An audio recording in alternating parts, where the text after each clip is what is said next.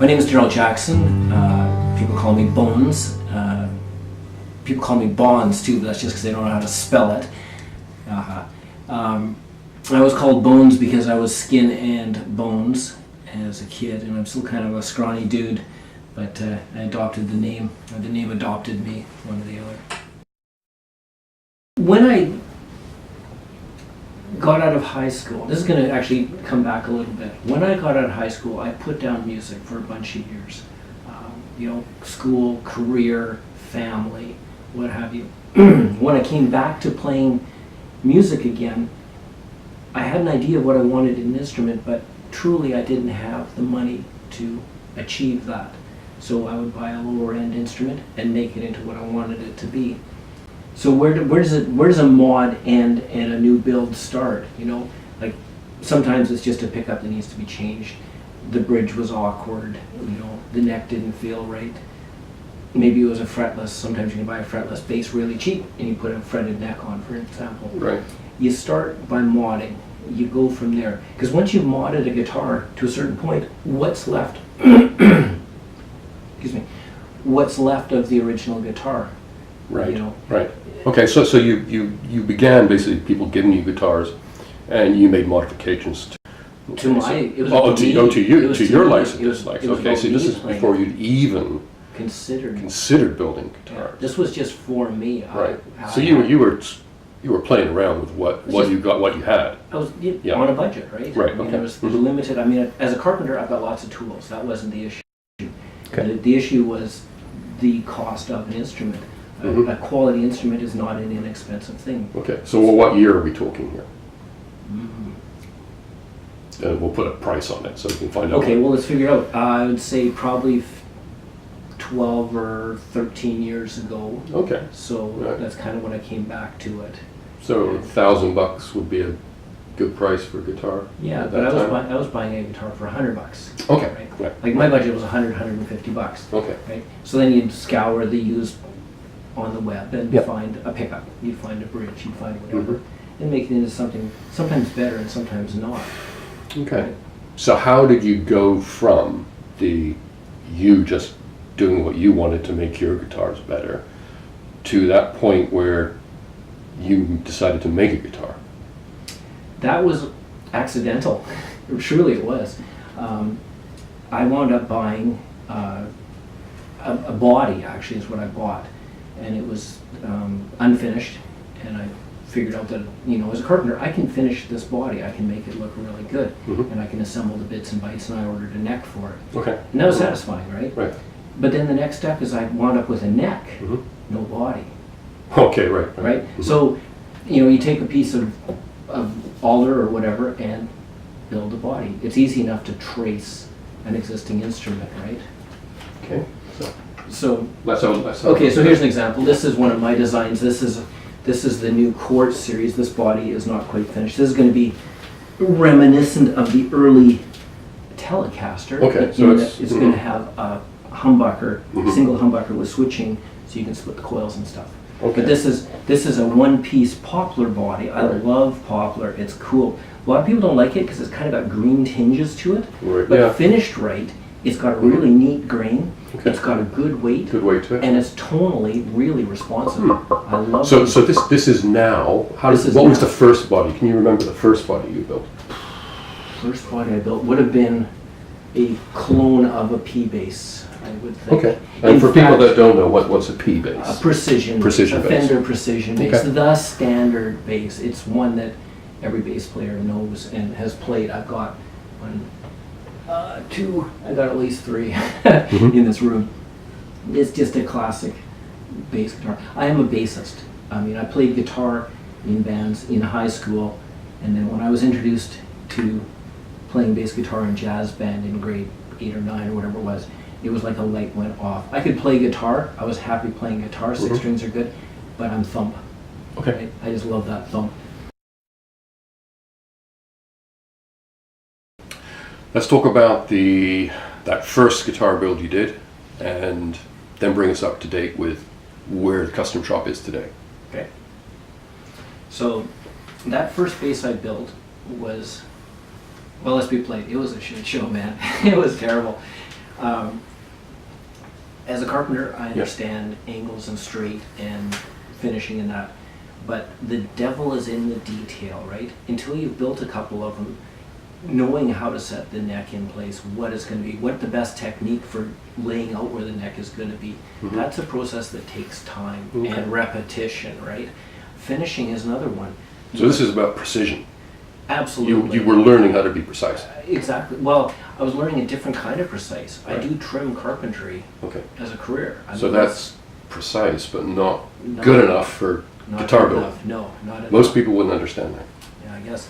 It's a different process. Trim you look at and it's down at the floor level. It's 6 feet from your eyes. Your guitar is inches from your eyes. Yeah. So if there's a flaw in how it feels or how it looks, it's so apparent, right? Like, you're going to see it. You're going to see it. Yeah. And it's the microscopic details too of a guitar, right? It's a very personal thing. A guitar is very personal. So basically, essentially, after lots of trial and error, you reached a point where you could make a guitar that I was happy with. That you were happy with. That I was willing to take out in public, right? Because I can sit in my little office here and play a guitar that looks like crap. But if there's an ego thing. Right. I want it to look nice, right? Right. Well, let's look at the guitars you actually have built over the last few years. Right now, I understand you have Lightning Series, which is a really kind of a heavy rock and roll guitar. It is, but it's not. Let's have a look at it. Because it's a surf guitar at heart. Okay. Right? And it's got that kind of jazz master, to use the Fender term. Okay. And just to be right, this is the Spark, isn't it? It's this the is one. The Spark. There's two. There's a Lightning and a Spark. This one has the single coil pickups and the traditional 3 saddle bridge. Like the other model, it's a slim body. It's real sleek. This one's cherry and purple heart with a figured maple front. It's a nice, comfortable weight. It's not super heavy. By making it a little thinner, I'm able to get a nice balance, right? I'm able to use the wood, right? Let's take a look at the Lightning, which is I think it's probably one of my favorites. This guy here, this is a surf guitar with like the bad attitude. This is the badass guitar. These are vintage style 59 PAF. 59 PAFs? Yeah. 59 or 54? Yeah. 59. They are Alnico 4 and an Alnico 2, if I'm not mistaken. They're really punchy and raw, but when you put it into humbucker mode, you can get the Gibson sort of round tone. You can get a Telecaster tone. You can get anything in between. So a Les Paul and a Tele in one body is what you're Truly, it is. Absolutely, without the weight of a Les Paul and without the uncomfortable body shape of a Telecaster. This is a really comfy body. So I'm seeing lamination. I'm seeing the neck is obviously got lamination. Absolutely. And the back too. Look at that. Absolutely. So you've got, I love cherry. I love working with cherry. So this is a cherry walnut cherry lamination of a neck with bird's eye maple on the fretboard. I don't know if you can see the bird's eye in there, but it's really a pretty piece of wood. The body itself in this case is walnut, purple heart, and maple, and we've kind of blackened the maple a little bit to make it all tie. I typically make the back plates out of a piece of offcut of the front, so you get that kind of cohesiveness. Controls are always going to be real simple for me. I'm a simple guy. I can't do complicated stuff on stage. It's hard enough to stand and play guitar, right? So I like a tone, a volume, and 3 or a 5-way switch. We can make these things any way you like, but this is my preference. I like something simple like that. There's lots of neat details here. Hardwood fret markers, right? Yep. No face dots. It's nice and clean looking. We've got the really sexy scallop front edge. Okay. How did that sexy scallop front come about? I mean, it's very unusual. Well, it actually had to do with the fact that the fretboard was kind of long. Okay. And there's enough Scottish in me that I just couldn't cut it off. Okay. Because it'd be a waste. I'd have wasted like an inch of wood, right? This is really pretty wood. I'd hate to waste that. So you wind up with 25 frets up here, which is pretty cool. That is pretty cool. Yeah. If you're a shredder guitar and you can play up here, all the power to you. Okay.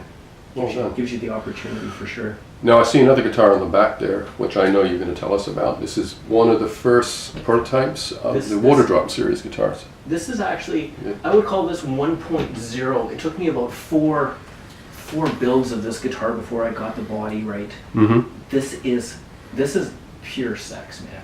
Like this thing, it's just curvy and slim. Mm-hmm. It's got this really killer flame maple front on it. The pickup is, it's hard to describe. It's a single coil, and it's got like this killer bite. It's really neat sounding. I love these. These are cool. But it's, you know, it's again slim body. Mm-hmm. That's a really unusual back there. The neck joint there. It's like a one piece, kind of like a bass.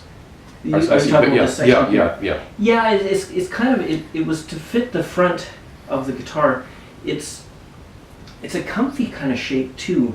You know, it's nice. Yeah. You got the little see-through things, so you can get your truss rod adjustment. No, what are we looking at in the front there? I mean, it's a really gorgeous kind of tiger stripe pattern. Yeah, absolutely. This is a dyed front with hand airbrush sides and back. The dye is an acrylic dye, so it's no nasty chemicals involved. It's actually it's almost pleasurable to work with. It turns out, it brings out the wood. There's 2 different colors of dye involved here, involving a dye and a sand, and a dye and a sand, and a seal and a sand, and like it's not just a case of slapping some finish on here and calling it done. There's quite a process involved. This one here has got the absolutely most beautiful back and neck. You wish that this neck could be on the front, and in fact it is, because it's the same piece of wood, front and back, glued on. Oh, right. Gorgeous. This is from the same right. same piece of wood. Now you have a solid neck joint here. Tell me about that neck joint, because it's peculiar. Well, there's some stuff that's really standard. A neck joint to be successful needs to be really tight. It's got to be actually almost uncomfortable when it's on your bench and you're trying to get this thing to fit in. It's got to be snug. But with most of these guitars, when Leo Fender first built these things, his idea was that they'd be disposable. So you just pop a neck off, put a new neck on if it got damaged. The spirit of the guitar doesn't allow you to do that. You want the neck that came with the guitar to stay with the guitar, but sometimes you have to take it off. So what I do is I use a brass insert in the neck, and then stainless steel bolts, real fine grade. Okay, so this is the solid bolt. This is the solid bolt. Yep. The idea here is that you've got this really, really firm fitting that allows this resonation to follow through from the neck to the wood of the body. But it also allows you, if you need to, you can take this thing apart without damaging your guitar. You know, you pull the bolts out really nice and careful, and it'll come apart. That's neat. Now I see you've got a looks like a Telecaster in the back there. It's kind of a Telecaster-ish sort of headstock. I haven't been using this in a while. I really prefer this is a 4+2, and it's a different process. You want that one back? Yeah. This is a very different looking neck. It's super compact. I like it. The 4+2? It's small, 4+2. It's nice and small. Less stuff to bash on the drummer's cymbals. Now what's happening down there at the nut? Okay. Explain that. So on this one here that Michael has in his hands, it has the standard nut. It's a bone nut, very standard construction. High-end German guitars for years and years and years used a system called a 0 fret. And a 0 fret means that I have no nut. I have a slightly taller fret here, and then I have what I call the zone block, but it's actually a block of, in this case, walnut, that is only there to laterally support the strings. There's no need for up-down adjustment. That's handled by my fret. Interesting. My 0 fret. So it's going to give you some tonal advantages, as well as giving you intonation and the right string height. It's the playability. It's the break over this line. I can make you a guitar where the action is so low with no fret action, with no fret noise, right? I can get it really tight as a consequence. And this is it's pretty. I could use a piece of bone here. This is replaceable. This is held in with just one little wee drop of glue. Okay. So you decide you'd like to try out the sound of a bone nut, we'll make you a bone nut. You want a piece of stone, we can do that too. I like the wood for the look. Perfect. All it's there for is to hold the Now strings on in the place. top of the fretboard there, I'm looking at some interesting markers. How are those done? Okay, so these are, in this case, walnut. These are walnut. I make these little circles. Right. Not the cheap plastic from the big manufacturers. I'm not a big fan of the plastic. Yeah. This one's got a Purple Heart. Yeah. So this is where customization really can go to town, because the big manufacturers just give you, you know, You get the cheap nasty. They do actually, when you think about it. Yeah, you get and a you plastic actually. marker. So if I asked you to put a certain type of marker in the top, you're going to do that. If I've got the wood to do You it have with, the I wood will to do do it, it, absolutely. Which is always the case, if you've got the wood. Yeah. So tell us more about wood. Well, wood is a Yeah. pretty funky thing. You know, there's so many options for wood. Yeah. Totally. I'm going to hang one of those up for you. Actually, yeah. Let's hang this guy. I think so. Hang this guy back up. Shreddy back up. Shreddy is not the correct name, No, not the correct name, but this is what we call this guitar. It's, Yeah. it's kind of. Let's take down that Lightning series guitar in the middle there. This guy? Yeah, because that we can talk about wood. Okay. Right. So how about that top on there? What kind of top is that? Okay, this is a figured walnut top where I've gone through a multi-step process to bring this stripe of really interesting rippled green. This is caused, and the same with the Shreddy, actually all these, the weight of the tree actually compresses the grain and you wind up with these ripples basically in the grain. When you stain this and finish it the way I've done it, it makes them pop. So And the weight of the tree is compressing the wood. lignin fibers. yeah, it's actually compressing the wood and making it into that shape. Oh. And in certain spots, now here's a feature we haven't talked about. These are magnetically held into place. Nice tidy wiring harness. So the back plate. But if you look at this, it's like it's 3D if you see it, because of the way the wood grew. It's very special. And I love that. Click, you're done. Now you'll never really need to get in here. This is not an active guitar, this is a passive guitar. Right. But it's nice to know that if you had something go wrong, you don't have to pull up the Okay. screwdriver. and Now, start do you make scratching it. active guitars? I will if you want me to. Okay. I'm not a huge Sounds like you don't. fan. You're not a huge fan. But you know what? Mhm. I was colored by early active guitars, which were super harsh and very clanky. What's the right word? Like, you know what I mean? It wasn't appealing to my ear. Okay. I was listening recently to a clip for a bass preamp that sounds like natural, but just a little more full, and that's really appealing. So there's no reason why in this nice big cabinet here, Mhm. we can fit easily a nice little battery, little preamp. There's tons of room, so there's no issue there. We can build that.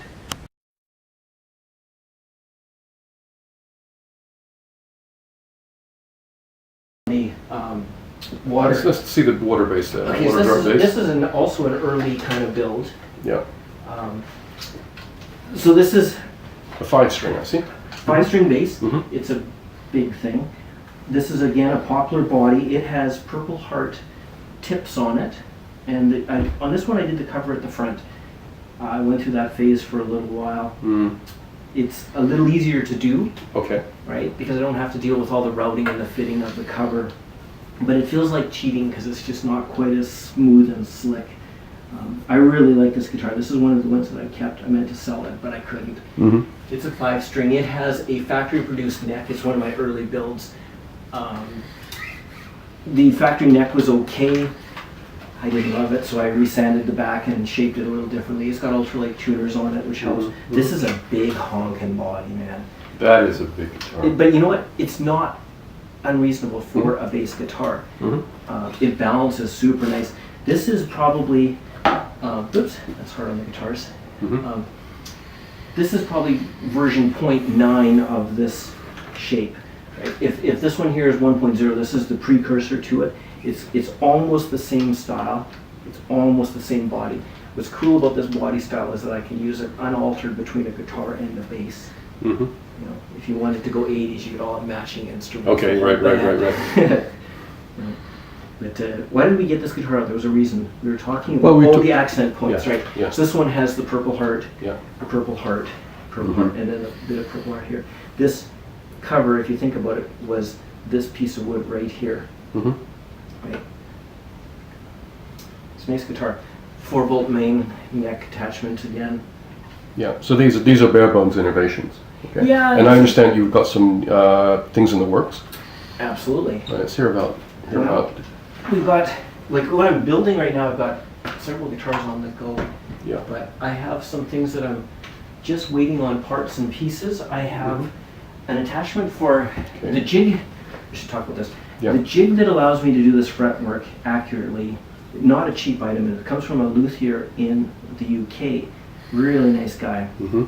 Anyhow, he's come up with an attachment for my jig that allow me to do fan frets, for example. Oh, excellent. Now, Okay, fan this fret is a big thing because thing. Yeah. you know the traditional fretboard is nice, Mhm. but the fan fret gives you different string tension. It Yeah. allows you to have basically, because your scale on your E string is longer, you can run Mhm. with a lower gauge Okay. Mhm. E string. It's easier to play. Yeah. Yeah. Right? They're very comfortable. I have fan fret bass I picked up recently Mm-hmm. from another manufacturer. It's a beautiful guitar. I love it. And it was an instant transition to the fan fret. Okay. Now, you looking at that neck, you built that from scratch, right? So Yes. everything from frets to, there's really nothing in that that's off the shelf besides really the nut. Well, Not even the nut. No. It's just actually only the fret. The actual The, fret wire is the only thing, the truss rod. and the truss rod. Okay. I buy the truss rod. So is I there buy- anything special about the truss rod? You Well, want to I tell buy us? a good quality truss rod, and Okay. it's a two-way truss rod. So this truss rod can bend the neck this way or this way, depending on your string gauge Okay. and time and age. You don't Right. really want that. The Right. traditional fret or the traditional truss rod would only bend it back. Okay. You couldn't pull it, Oh, okay. right? So this is a big thing. This is such a nice neck. I like this. It's very, very. Right. It looks like sleek. is that sycamore on the front? This is sycamore. It is sycamore. Mhm. And one piece cherry. And then of course the walnut markers with the purple heart 12 Right. fret marker. Now, if I'm not mistaken, there should be a big fat Canadian flag on that headstock, There should right? be. So tell us about your sourcing of materials, wood, and Well, wood- guitar parts, and the kind of the Canada, made in Canada. The angle. Yeah. So the wood I buy locally Okay. from When I say locally, you mean like within 8 kilometers of here. where is here? Here is Sydney, just outside of Sydney, British Columbia. So we're Okay. outside of Victoria on Vancouver Island. On Vancouver Island. Okay, so Generalize people in the rest of the world, if you know where Seattle is and you know where Vancouver, the city, is, Vancouver Island is that big chunk of rock which is just off the mainland, about the size of Japan, isn't it? Yeah. It's big. Northwest of Seattle, basically, right? We get 20,000 bears and all of cougars and all the environmental wonder of Vancouver and Seattle without all the rain. We get a Yeah. third of the annual rainfall here, which is Yeah. kind of a cool thing. which makes for lots of trees Lots of trees. and lots of great wood. Yeah. So Right. where possible, I try to source my wood environmentally. I'm not doing anything with exotics like these Purple Heart early builds.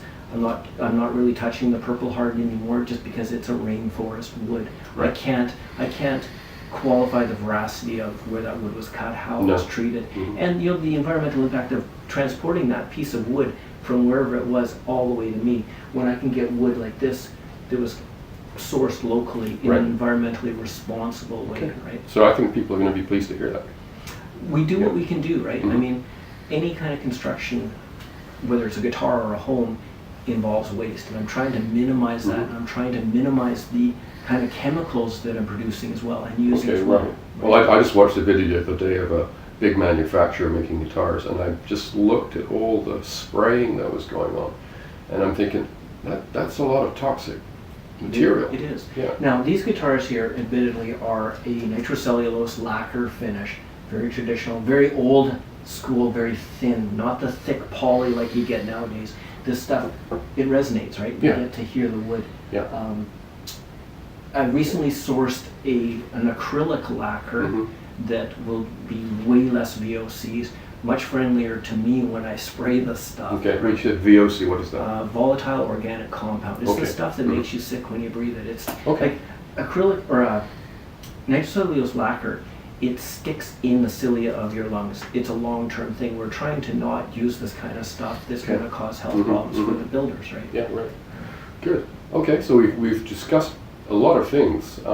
Is there anything you would kind of want to ask people that are going to be watching this, or tell them with respect to the custom shop and what you can do? Well, I mean, truly, I'm trying to stick within the 4 main body styles, right? We've got the sort of the modern take of the Telecaster. Mm-hmm. We have this... The fire guitar. The fire guitars. The water drop guitars. Water drop guitars, right? And the earth guitars, which are the traditional. Yeah, the traditional. No, that's right. This is actually That's part right. of our Earth series, this one here. Now, there is an air guitar series, which is kind of the... not off the show. Anything else that you think of. An air guitar would be a build like the Steinberger build here. So this is somebody who's got a project they've never finished.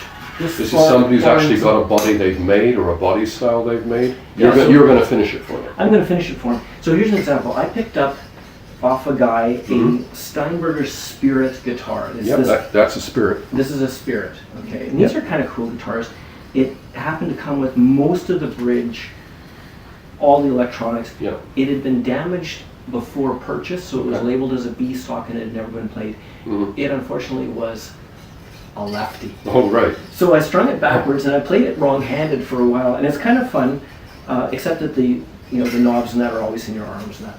So I cloned that body. I took it's an alder body. This is an ash body that I built for a 2-piece ash, all grain filled. Like the front of this is like mirror smooth. You can't feel the grain, and yet it's absolutely microscopically thin finish. This is the type of thing that would be an air guitar. You bring me something that's incomplete or busted, and I'm dealing with a guy right now. He's got a neck from a beloved 1972 thin line Telecaster. It's an old guitar. You hate to throw these things away. The body was trash. Electronics are long gone. But he's got this neck that he acquired. Sounds like you're going to build a guitar from just the neck, right? I'm going to build him a guitar for that neck, because it's a neck he played a lot and he loved it. But that's the kind of the idea. So we can build up something that's really outstanding. I mean, I took a pretty plain Jane guitar and made something kind of cool here. Very cool. So I can see a lot of people wanting kind of the Air Series guitar, because there are a lot of guitarists out there that have those kind of instruments that got your dad's guitar that works for him. It doesn't work for you. Right. But you hate to lose the spirit of the instrument, right? Now, let's get to the nitty gritty. How, if I'm in the United Kingdom, I'm in Holland, I'm in Colorado, how do I get hold of you to build me a guitar? How do you do that? There's this thing, and I don't think it's going to catch on, but there's this thing called this interweb thing, and I think that, I'm not sure it's going to catch on. No, I'm just kidding. Email, phone, Skype, all those things we can talk. And barebonesguitars.com is where to go. And where to go? Barebones.com. Take two. Barebonesguitars.com is the website. It has lots of information, lots of pictures, lots of really cool photography, I gotta say. Excellent, good. So people can look at the guitars, and from there, basically, it's a kind of a one-on-one conversation with you, isn't it? Absolutely. They can put their likes and dislikes on a request form. There's a form you can fill in, and that's just the starting point. Right. And why do you want that? Just to get a feel for what you're looking for, right? To make sure that we're on the same page. Right. Part of the business is collecting up the clients that you want to deal with. The same as for you, you want to deal with a vendor that you want to talk to, right? We have to get along. So that gives us a starting conversation point. And then we start discussing from there.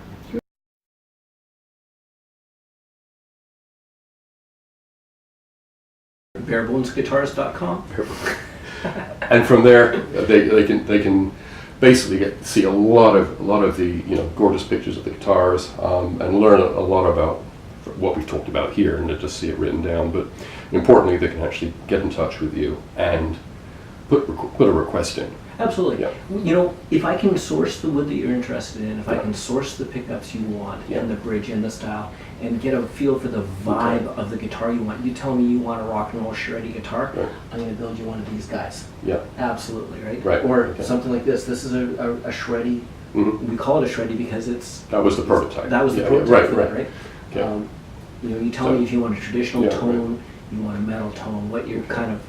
So it sounds it's not set in stone. As a guitarist, somebody can come to you, and you're going to recommend, are you, particular bits of hardware? Exactly, because at the end of the day, you're going to get a serial number on the back of your neck, and that's going to be personalized to you. Okay. that guitar is going Right. to be unique. Every one I build is a little different. Body shape, you can lay them on top of each other, they're all pretty much identical. Right. But They're all different. they're all different. Different feel because of pickups and bridge and Necks. neck and, Right. and even the contour of the neck. This is a Yeah. very traditional neck. Yeah. This is more of a D. Mm-hmm. This one here is more of a, best description is if you play an EVH Wolfgang, Okay. it feels like that. Like there's lots of variety there. We'll talk general terms. We're going to talk descriptive words. We're going to talk numbers, 25.5-inch scale or 32-inch scale or whatever. But then we're going to talk about these Okay. really. So if I'm one of those guitarists that knows, I'm just pedantic. I know about this and that, and my pickup choices are very, I know it all. You're used to my kind of style, right? But I think you're also used to people that really, they don't know too much about the actual guitar. They just love playing guitar. They love a nice instrument. Well, exactly. Those are actually more fun because then we can talk about what you want as opposed to what you want me to build. Okay. Right? I'm happy to build. If you have a set of Seymour Duncans that you love, I've done that for a guy. He had, it was a bass I built for him. He had a set of pickups that he had in another bass. He loved them. And that's what he wanted. He wanted a backup guitar that sounded just like the one he had. I did that. That's I know for a fact from somebody that the Lightning Series guitars have a gorgeous set of humbucking pickups in there. Who makes them? That's actually a really good point. When I'm sourcing pickups, Seymour Duncan, EMG, all those guys, they make great pickups. They're in a factory somewhere, and there's a guy winding pickups, and he comes out of the end of the day, his eyes spin because he's looked at. He's not Canadian, is he? Probably not. No, probably not. So these pickups in particular, in here, this one and this one, these are both from a company out of Toronto, Canada, called Tone Emporium, who's making these pickups. They're a real vintage voiced small batch. He's making them one at a time. I've got a few vendors of pickups. There's a guy out of the States I really like that makes bass pickups that are to die for.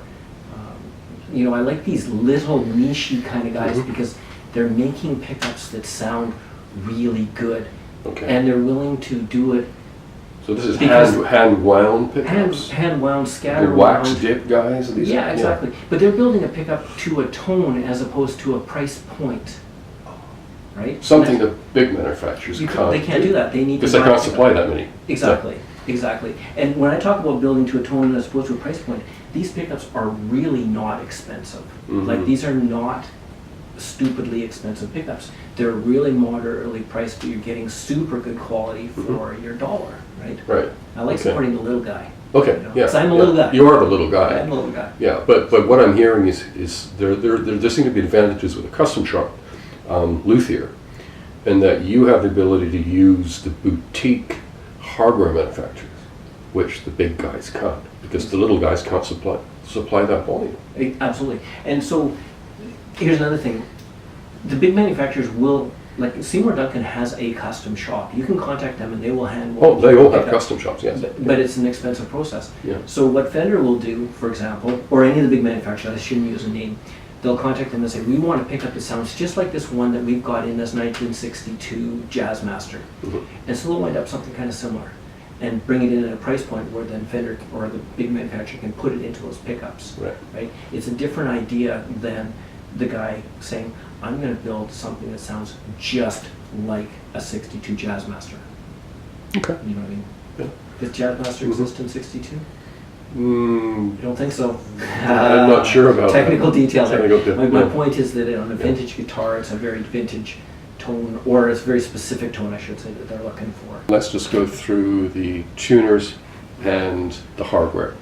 Okay. So real quick. Right. Okay. So you got a Lightning there. Now a lot of hardware. Take us through the hardware. Take us through what we get or what the buyer's going to get. Let's start at the top. Yeah. Okay. So of course, hand finished and hand built. Yeah. We're getting a locking tuner. These are really cool tuners. I've since from this one I've moved to a slightly different version, but it's the same idea. The locking mechanism is on the front here. Right. This one requires a guitar pick. You twist that, string pops out, string goes on in a heartbeat. They're really quick. Okay. They're nice and precise. They're small. They're compact. Now, I'm looking at the array. They look as if they've been slightly angled. You know what? This one was a little bit playful. This Yeah. one actually is on a little bit of a curve.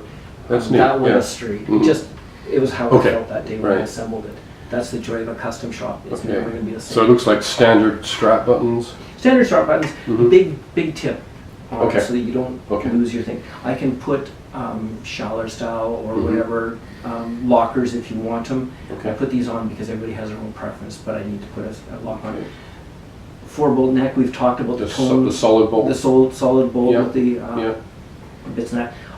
Where possible, I'll give you the string through option. Okay. You don't have, this bridge, you can string it up either way. Actually, this bridge you can't. This is only a through body. Okay. But typically, you're going to get a bridge that you can have a Okay. top load or a string through. Now tell me about that bridge. It looks kind of like your standard fixed. This is hardtail. This really truly is a standard fixed hardtail Mhm. with the vintage style saddles, not those big solid stainless steel saddles. These are the old pressed Mhm. steel, stamped steel, and they have a very different tone. It's all about sometimes this old stuff. Yeah. New Yeah. is not necessarily an improvement, No, right? no. So it's kind of the old school. We've talked about the pickups here. Pickups. No, well, actually pickups. What about the selector switch? Okay, let's talk about the selector Yeah. switch. What do you So got? real simple controls, Mhm. volume, tone on this one. 5-way switch, and the owner can probably correct me on this, but you've got the bridge Mhm. separate, the neck separate. You get the inside Yeah. singles. Mhm. You get them out of phase. Okay, so it's going to give you It's a just a- telly twang to a real fat Les Paul. Absolutely, Yeah. you're getting a really good assortment of Yep. tones that are easily accessible. Unlike a guitar that has 14 pull-push buttons and a switch, and then some switching up Oh. here. When I'm on stage, Yeah. I'm really busy. I'm Yeah, busy you're busy, playing. yeah, I yeah. want a tone that works, Mhm. and I just want to be able to go like this. Okay, so what I'm hearing here is, I think it's part of the bare bones custom shop philosophy to keep things simple, right? Well, think of it this way: we're building art. We're Mhm. building furniture. Mhm. I'm not building a piece that's supposed to be hung on the wall. This is a performance guitar. This Yeah. is designed to be played. I want you to Yeah. play this thing. I Mhm. want you to take this on stage Mhm. and go play it. Go be Yeah. loud. Mhm. You know, do what you need to Oh, do. I'm And pretty sure that's loud. this one's loud. I In know particular, that's- those pickups are loud. Yeah. But I want it to be such that it's not an impediment to your playing. I have Mhm. a couple instruments that are very cool by other manufacturers. Yeah. But if I find one tone I like, I fear changing stuff Mhm. because I can never get it back. This one here, you roll your volume to 9, Yeah. roll your volume to 10 is actually where I like to be. And then you just play with your tone a little bit as Mhm. you're moving through the switches and you get your tones. Fantastic. Really easy. Well, Bonz, thank you. Thanks for letting us into your custom shop Well, thanks for and sitting giving in us my some little background office. on your wonderful instruments. There's nothing better than talking about guitars other than playing guitars. I won't argue with that. There you go. Cool.